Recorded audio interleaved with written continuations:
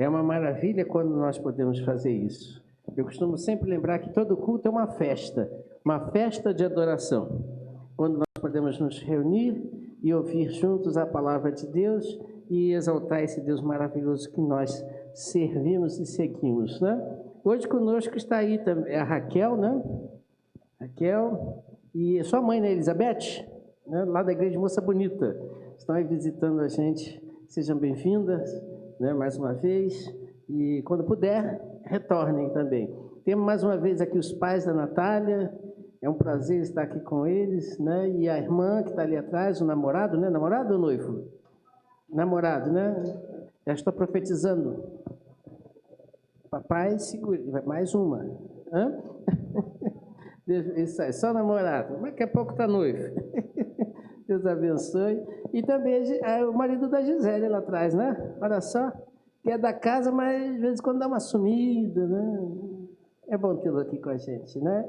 E os filhos também do nosso irmão Odete e irmão Jéter, né? Que mais uma vez com a gente está, o casal maravilhoso, que Deus possa abençoar a cada um de vocês e que juntos entendamos o que precisamos fazer para louvar o nosso Deus, né? Amém?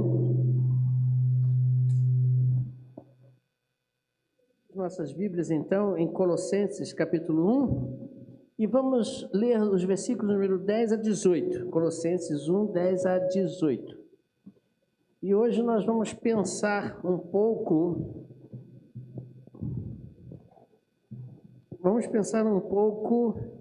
em cima da pergunta: quem há de ressuscitar com Cristo? Quem há de ressuscitar com Cristo? Então nós vamos ler esses versículos, Colossenses 1, 10 a 18. Diz assim: dessa maneira poderão viver de modo digno do Senhor, para o seu inteiro agrado, frutificando em toda boa obra e crescendo no conhecimento de Deus. Assim vocês serão fortalecidos com todo o poder, segundo a força da sua glória, em toda a perseverança e paciência com alegria, dando graças ao Pai que os capacitou a participar da herança dos santos na luz. Ele nos libertou do poder das trevas e nos transportou para o reino de seu Filho amado, em quem temos a redenção, a remissão dos pecados. Ele é a imagem do Deus invisível, o primogênito de toda a criação, pois nele foram criadas todas as coisas, nos céus e sobre a terra, as visíveis e as invisíveis, sejam tronos, sejam soberanias, quer principados, quer potestades, tudo foi criado por meio dele e para ele. Ele é antes de todas as coisas, nele tudo subsiste. Ele é a cabeça do corpo, que é a igreja. Ele é o princípio e o primogênito. Isso, ele é o princípio e o primogênito dentre os mortos, para ter a primazia em todas as coisas. Amém. Esse texto que nós lemos, para você entender, né? Paulo estava escrevendo aos crentes da igreja de Colosso, e ele estava elogiando aquela igreja. Ele começa fazendo a sua introdução nos primeiros versículos de 1 a 9, ele começa fazendo um elogio àquela igreja.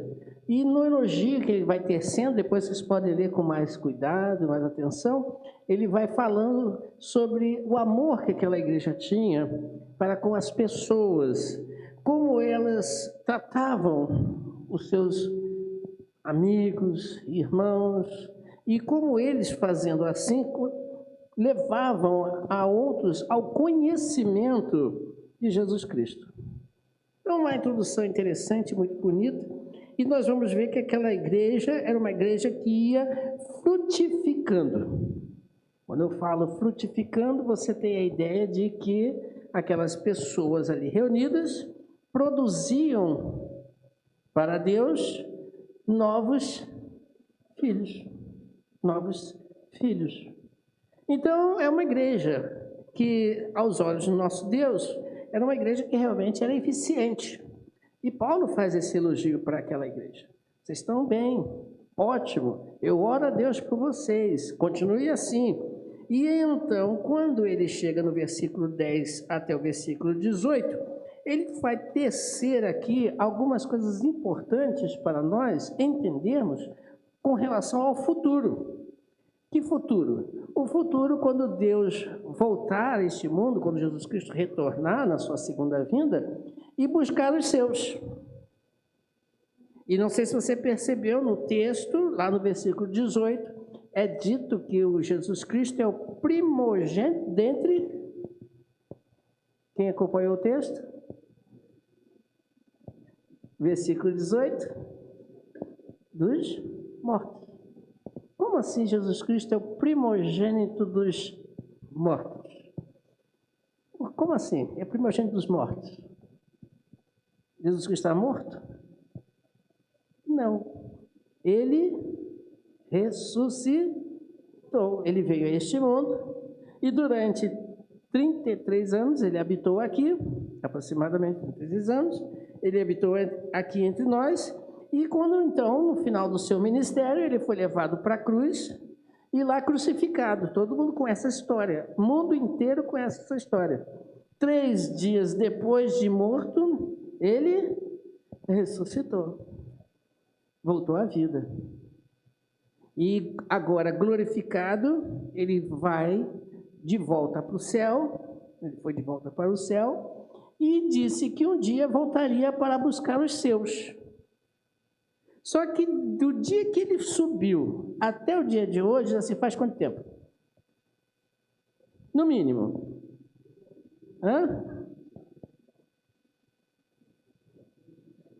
Aproximadamente isso, uns 2020 anos. Por aí, ou mais ou menos. Mas a palavra de Deus diz que tudo que ele falou vai se cumprir. Logo, portanto, não me interessa se passou 2020 anos ou mais, passará ainda alguma coisa, não sei, mas é certo que um dia ele volta. Um dia ele volta. E quando ele voltar, se você estiver vivo, você o verá, você vai contemplar esse dia, e se você não estiver vivo, você vai acontecer o que contigo? Até porque nesses 2020 muitos já morreram, né? Bastante. E esses que morreram, esses serão o quê? Ressuscitados. Deus trará a vida a todos que já morreram. Voltarão para contemplar este dia. Será um dia que todos verão. A palavra de Deus diz que todo olho verá. O negócio é que quando ele voltar, quem estiver vivo será transformado, mas quem já morreu será ressuscitado. O negócio é, quem vai ressuscitar, vamos abranger todos esses, né? Com ele para a glória eterna. Porque quando ele voltar, ele disse que voltaria para buscar quem? Os seus. Quem são os seus?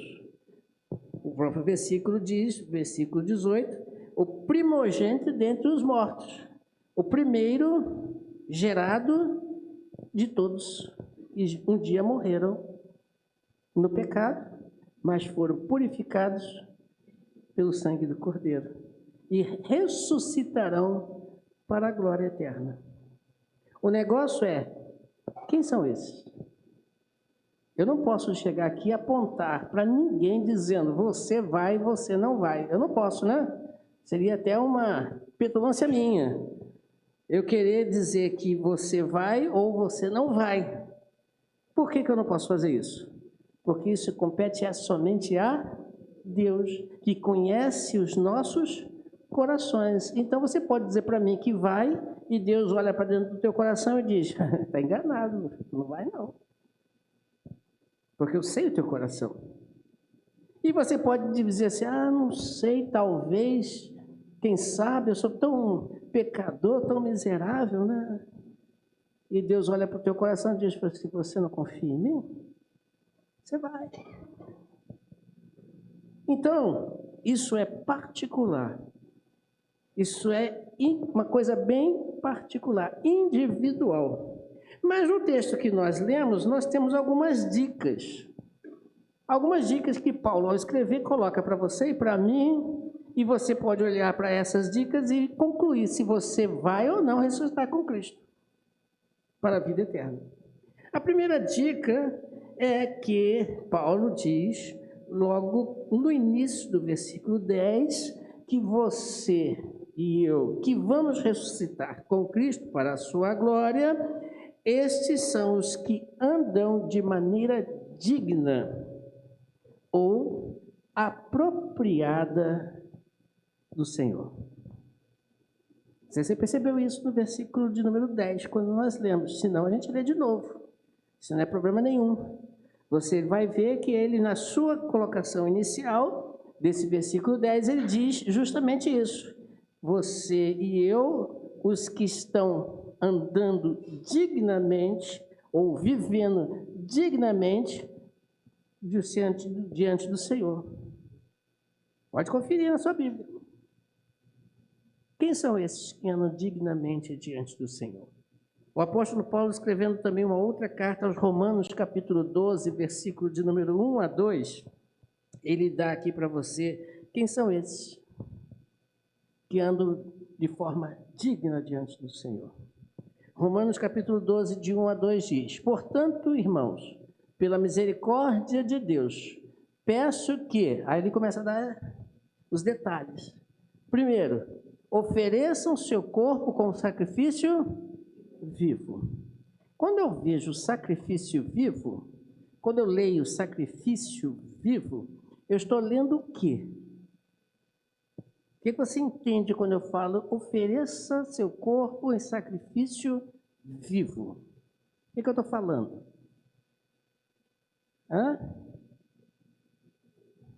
Isso, o templo do Espírito Santo, mas eu quero uma ideia. O que é um sacrifício? O que é um sacrifício? Morrer, isso aí, morrer. Sacrifício é morrer. Como é que uma pessoa sacrifica e continua vivo? Sacrifício vivo. É Paulo que está dizendo. Ele está dizendo o seguinte para você, em outras palavras: você precisa morrer para uma realidade para conseguir viver a outra.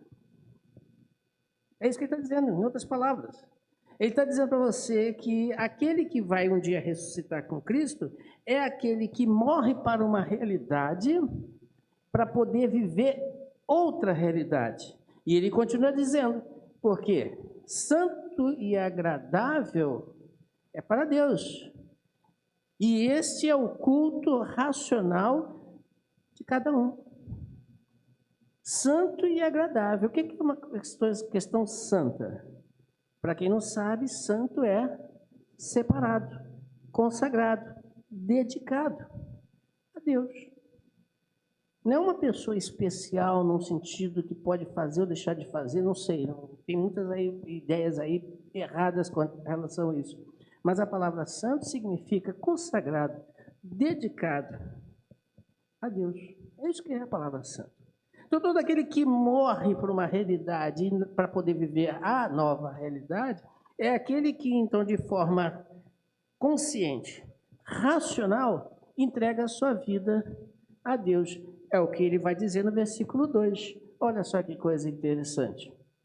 E não vivam conforme os padrões deste mundo, mas deixem que Deus os transforme pela renovação da mente, para que possam experimentar qual é a boa, agradável e perfeita vontade de Deus. Olha as palavras de Paulo, pensa comigo.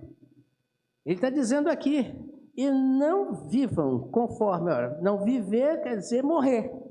Não vivam, morram, vamos botar assim, ao quê? Para quê?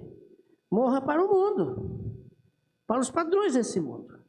Quando você olha os padrões dessa nossa sociedade que vivemos, seja aqui, seja no mundo afora, são padrões, vamos dizer assim, perfeitos? Até alguns tentam, mas não são perfeitos. Por mais que o homem tente, ele não consegue chegar a um padrão perfeito. Não consegue. Tanto não consegue que você conclui isso de vendo a sociedade que nós vivemos. É uma sociedade coerente, é uma sociedade equilibrada, é uma sociedade boa, é uma sociedade em que não há problemas alguns. Você consegue enxergar isso nessa sociedade? Você vê pessoas tentando, mas você não consegue ver uma sociedade sadia. Tanto aqui como no mundo afora. Você não consegue enxergar. O padrão que a sociedade, o mundo impõe é um padrão perturbado, contaminado, degenerado pelo pecado. Por mais que a gente queira, não tem jeito. A gente até tenta, a gente até procura fazer o que é certo, pelas leis até do homem, mas a gente não consegue. Aí eu poderia dar até um exemplo. Você já roubou alguma coisa na vida? Se você roubou, é ladrão. Mas vou dar um exemplo facilzinho de se entender o que é roubar. Ninguém aqui, eu tenho certeza, que botou a arma na cara de alguém e disse, perdeu. Acho que ninguém fez isso aqui, né? E se fez, por favor, não se manifeste. Não estou aqui para isso. Mas você já pegou alguma coisa, por exemplo, um clipe lá do trabalho que você trabalhou, da escola que você trabalhou, que não era seu, era da escola, e você pegou sem falar nada com ninguém? Aí a pergunta que eu faço é, mas ele está aí para isso, para a gente poder usar. Usar onde? Na escola? No serviço? Ótimo. Mas você levou para casa? E de repente em casa ficou? Isso é o quê? É um roubo. Isso é um roubo. Mas o chefe disse que podia levar, mas o chefe é o dono? Se ele é o dono, tudo bem, então não é roubo, ele te deu. Mas se o chefe não é o dono? Temos aí um cúmplice, uma quadrilha formada. Mas o patrão falou que pode. Aí eu vou estar tanto, então não está roubando, você está ganhando. Mas funciona assim. Outro exemplo. A gente falou de roubo. Alguém aqui já matou alguém? Se matou, não se identifique para que eu não tenha complicações comigo. Mas na cabeça, você já matou alguém? Se eu pudesse, eu esganava aquela pessoa. Arrancava o pescoço fora. Então matou. Não física, mas mentalmente. Isso também é pecado. São os padrões do mundo. São as coisas. Mentir. Uma mentirinha pequenininha, branda, uma mentira sem maldade. É pecado. E aí por aí vai. A gente vai desenrolar aqui a noite toda e a gente vai dar inúmeros exemplos. Paulo está dizendo, não se amolde, não tome a forma, não queiram fazer igual às coisas que são colocadas pela sociedade do mundo. Porque não tem como. Eu quero estar com Deus, eu preciso morrer para alguma coisa para poder viver para outra. Então, para que isso aconteça, eu preciso morrer para o mundo e nascer para Cristo. Por isso ele diz, Paulo, deixem que Deus os transforme. Deixe que Deus haja na sua mente de forma coerente, racional, inteligente, para que então você possa experimentar qual seja a boa, agradável e perfeita vontade de Deus. E qual é a vontade de Deus? Deus quer que todos o quê? Se salvem, que ninguém se perca. É a vontade de Deus. Mas ele só pode agir para com aqueles que deixam ele agir. Como? Aqueles que morrem para poder viver a outra realidade. Isso é andar de maneira digna diante de Deus. Mas tem um outro detalhe no texto de Paulo, voltando ao primeiro texto. Lá no versículo 13, diz Paulo que Deus nos resgatou dos domínios das trevas, do pecado, e nos transportou para o seu reino. Vamos entender esse texto. Como é que isso aconteceu? Deus nos resgatou, Deus nos tirou dos domínios das trevas, domínio do pecado, e nos trouxe para o seu reino. Como é que isso acontece?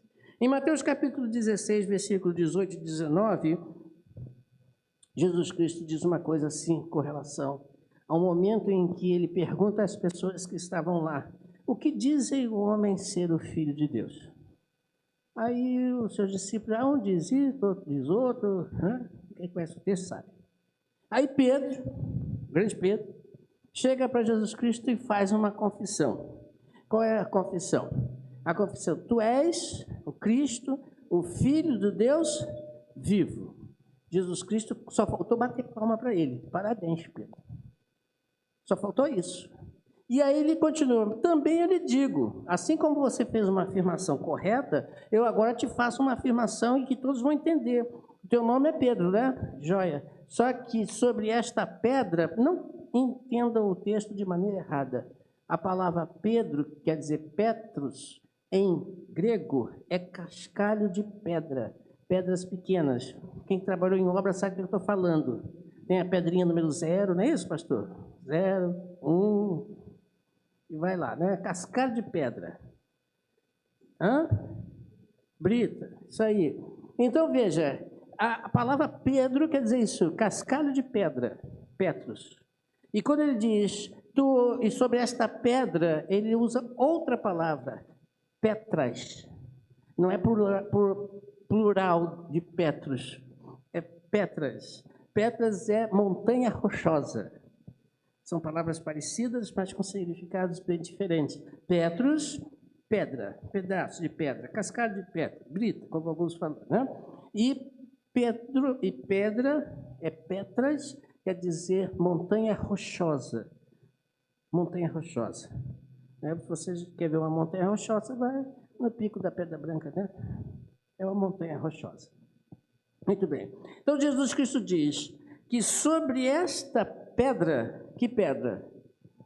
Ele vai edificar a sua igreja. Que pedra é essa? Essa montanha rochosa. Que montanha rochosa é essa? A afirmativa de Pedro com relação a Cristo. Tu és o Cristo, o Filho de Deus vivo. Então, sobre Cristo, que é a Petras, né, principal, a montanha rochosa, edificarei de Jesus Cristo a minha igreja.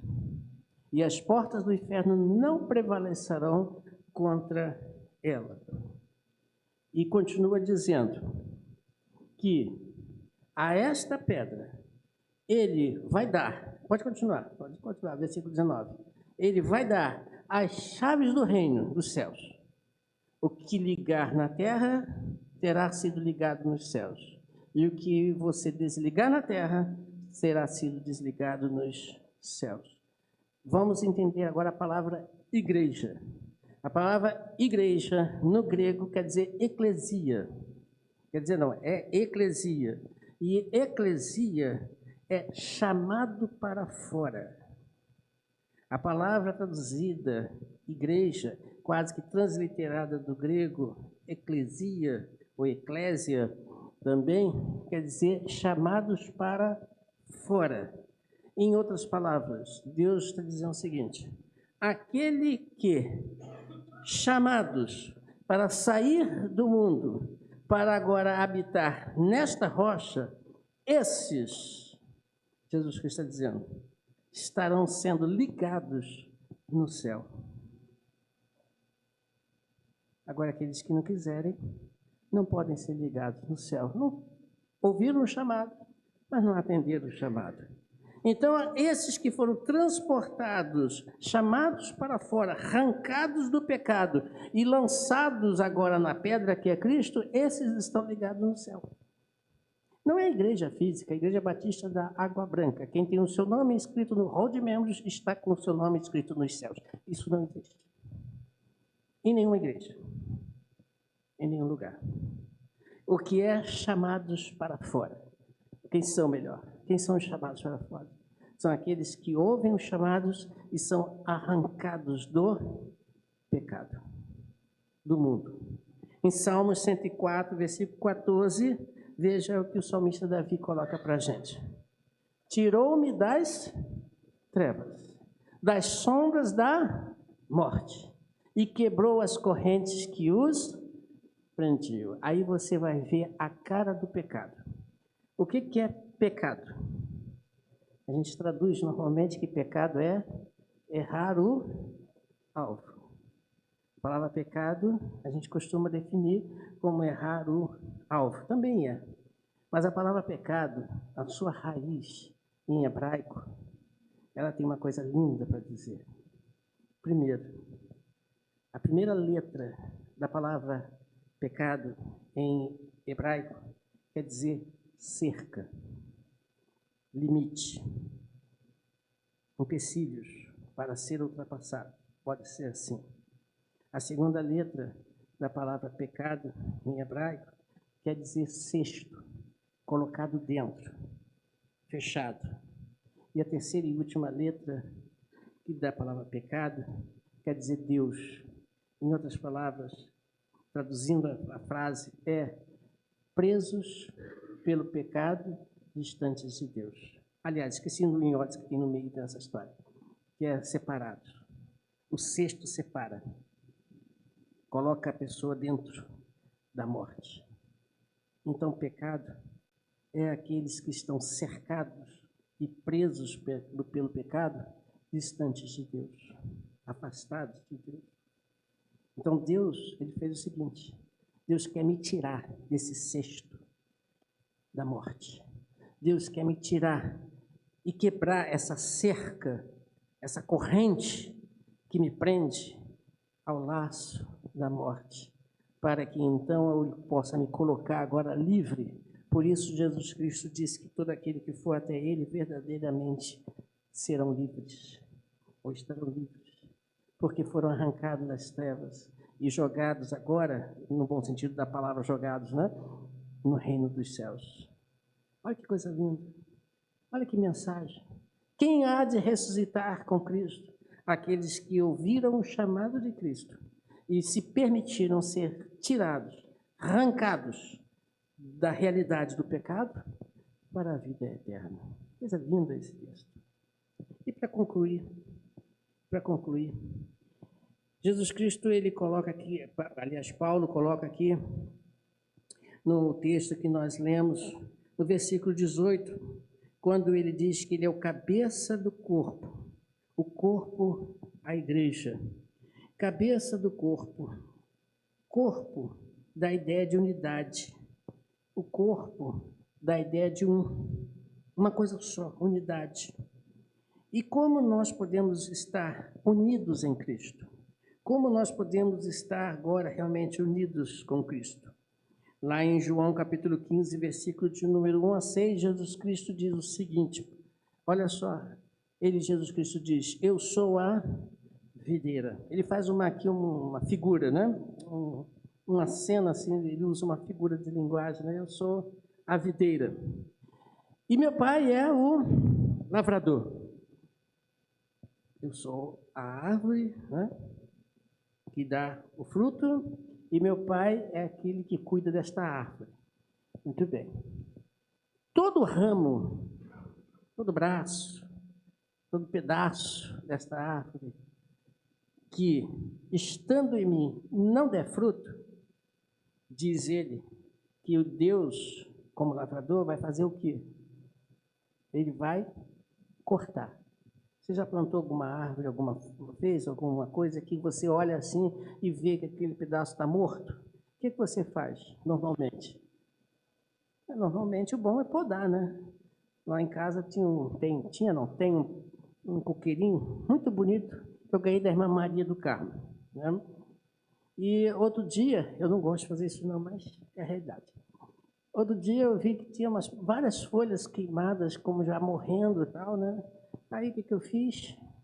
Parece que eu estou cortando alguma coisa que vai machucar, né? Por isso que eu não gosto não. Aí eu meti a tesoura e arranquei todos aqueles que estavam ali com cara de morta. Aí o que aconteceu? Hã? Não entendi. Aquelas que estavam mortas continuaram mortas e viraram lixo. Mas aquelas que ficaram juntas, ficaram unidas ao tronco principal, ficaram lindas. E é o que Jesus Cristo está dizendo. Tudo que dá fruto, ele limpa, para que produza mais fruto, mais fruto. E continua Jesus Cristo dizendo, vocês quem? Estão unidos em Cristo, e vocês que estão já em Cristo Jesus estão limpos, por causa da palavra. E quem é a palavra? O próprio Deus, Jesus Cristo, que lhes tenho falado. Aí ele diz, permaneçam em mim, e eu permanecerei em vocês. Como o ramo não pode produzir fruto de si mesmo, se não permanecer na videira, assim vocês não podem dar fruto se não permanecerem em mim. Continua. Eu sou a videira de Jesus Cristo. Vocês são os ramos, nós somos os ramos. Quem permanecer em mim e eu nele, esse dá muito fruto, de Jesus Cristo. Porque sem mim vocês não podem fazer nada. Agora o versículo 6, olha o que Jesus Cristo diz. Se alguém não permanecer em mim, esse será o quê? Lançado fora. Mas não lançado fora somente não, jogado fora, jogado no lixo. Diz o texto que esses ramos que não dão fruto, que estão mortos, vai secar. E depois vai ser lançado aonde? No fogo. E serão queimados. Essa palavra aí não quer dizer que você que não está em Cristo vai ser queimado e deixa de existir. Alguns até pensam que vão deixar de existir, né? Foram mortos no sentido de deixar de existir. Não, ele não está falando isso. Aqui ele está falando de sofrimento. Aqueles que não estão em Cristo não vão ressuscitar com Cristo. Não tem como. Não vão.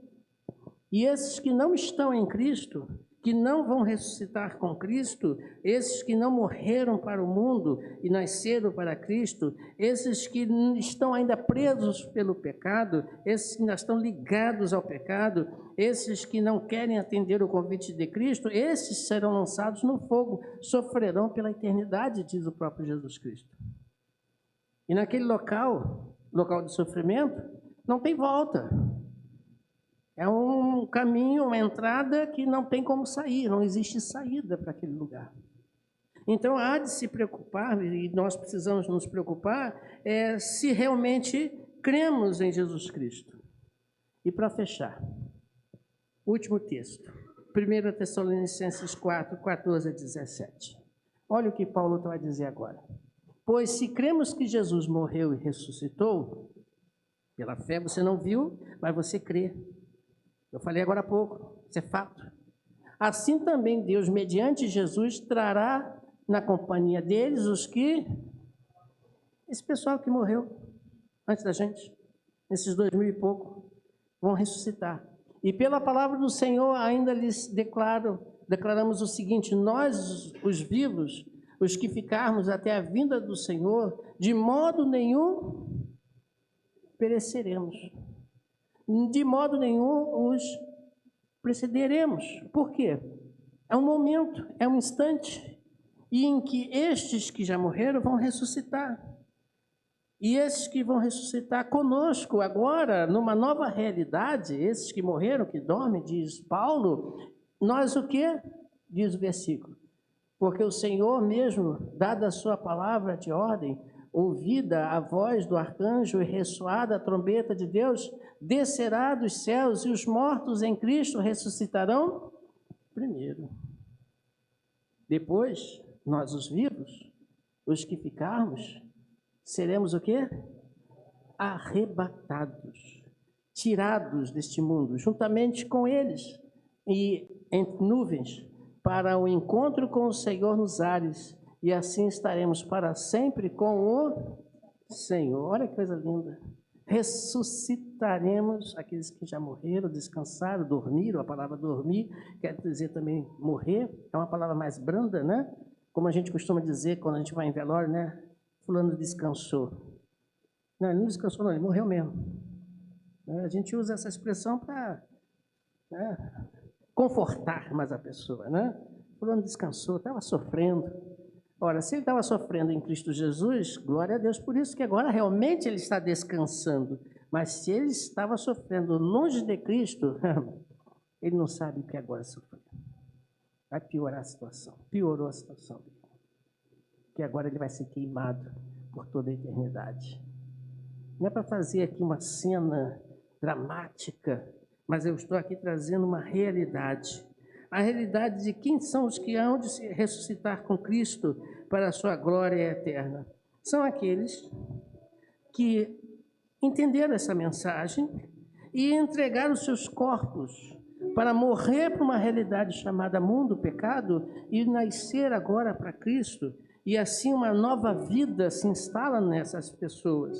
E essas pessoas que agora em Cristo estão, elas não vão andar conforme os padrões do mundo, mas sim conforme a palavra de Deus. Quem são esses que vão ressuscitar? São aqueles que um dia levantaram os seus braços de maneira figurada e disseram: Senhor, eu estou aqui, me tire daqui. Eu estou ouvindo o teu chamado, me arranca desse lugar, desse cesto do pecado, que está me aprisionando, essas correntes que estão me agarrando aqui e não me permite ter vida. E Cristo vai e puxa, tira desse cesto, tira desta prisão e coloca no seu reino, reino de vida, de luz, de liberdade, de gozo eterno. Quem são esses que vão ressuscitar com Cristo? São exatamente aqueles que estão agora unidos nesta videira, estão lá, tem vida nelas. São pessoas que agora frutificam, são pessoas que agora mostram através dos seus atos, dos seus frutos, aquilo que agrada a Deus. Por isso Paulo agradece àquela igreja de Colossos. Olha, vocês estão de parabéns. Vocês estão muito bem, aliás. Vocês estão produzindo. Vocês estão fazendo aquilo que tem que ser feito. Eu agradeço a Deus por vocês. Eu oro a Deus por vocês, para que vocês continuem assim, produzindo e crescendo cada vez mais. Mas isso só é possível para aqueles que entendem que um dia Deus vai voltar e vai buscar quem são os seus, para junto dele habitar eternamente, no seu reino, no seu paraíso eterno. Mas aqueles que não querem, eu não posso fazer nada, e nem tampouco Deus, porque Deus não é autoritário. Ele chama, Ele convida, Ele avisa: vinde a mim todos que estáis cansados e oprimidos, e eu vos aliviarei, de Jesus Cristo. Aliviar do quê? Do pecado, da morte, da sentença da perdição eterna. Que Deus possa nos abençoar. Eu, como falei, não conheço o coração das pessoas, né? Não conheço o coração de ninguém aqui. Eu tenho uma ideia, mas uma ideia minha é a mesma coisa que nada. É uma ideia humana que é falha, sujeita a interpretações equivocadas. Mas Deus conhece o seu coração. A pergunta é: você que conhece também o seu coração, você pode garantir que quando Cristo voltar você vai ressuscitar com Ele? Você pode dizer: não, eu tenho certeza disso.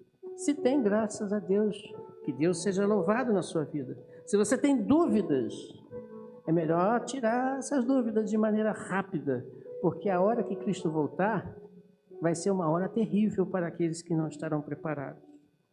Mas será um dia glorioso para aqueles que estão preparados em Cristo Jesus, porque foram arrancados do pecado, foram arrancados desse cesto que os aprisionava, e agora vivem já desfrutando do sabor do céu, do reino de Deus.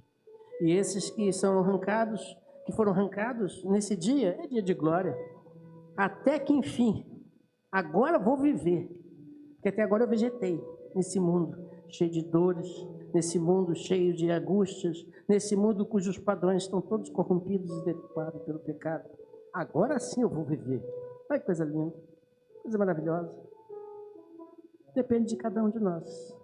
Você que escolhe. O recado está dado. A minha parte eu fiz. Agora você faça a sua. Se você olha para dentro do seu coração e diz: eu não tenho certeza disso, é melhor buscar. Porque 2020 anos já passaram. Não é verdade? 2020. Pelo menos. Quanto tempo mais pela frente temos? Não sei. O pessoal aí diz aí que o relógio do mundo está acabando, né? Está nos últimos segundos, não é isso? E se isso é realmente verdade ou não, não sei. Eu sei que um dia vai chegar o fim. Isso é certo. A Bíblia mostra isso. E quando chegar, só sobe quem está preparado em Cristo Jesus. Que Deus possa lhe abençoar. Tome a sua decisão, se você ainda não tomou uma decisão com Cristo, de buscá-lo o quanto antes, para que você não sofra as consequências de estar distante de Deus. Vamos orar? Nosso Deus e Pai,